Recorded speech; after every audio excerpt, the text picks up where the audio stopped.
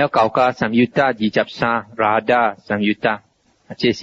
这个专家的名啦23点2啊这个经有一摆佛陀也是伫这个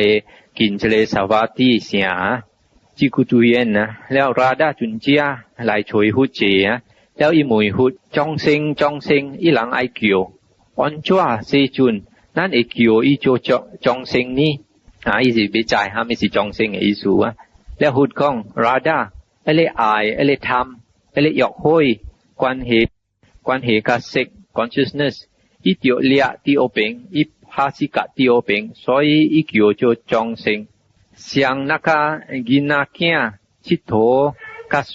安尼ราดา那是伊人个啊袂别而来贪啊袂别而来爱啊袂别而来欲火对在山的厝伊人起的伊人个伫欢喜甲伊个伫爽甲伊个爱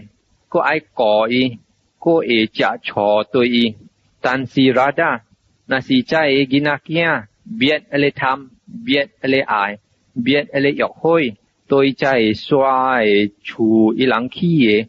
伊人就马上用手用脚讲伊倒做伊山去无爱佚佗伊了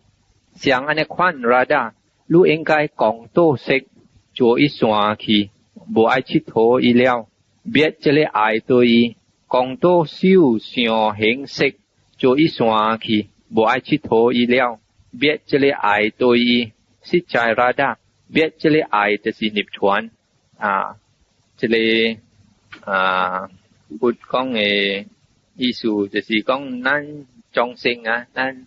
ก็ที่这个ขอให้那想那个กินานะก็爱佚佗这个山的厝啦所以咱ก็จิบ那个ใจกินาจิบเดียวกับเลย山的厝咱ก็จิบเดียวกับ这个งออุ่น咱ก็爱这个งออุ่นนะ爱这个งออุ่น的意思就是讲咱ก็爱活啦แต่比如那是活有身躯有精神有就是谈着可了未离开可所以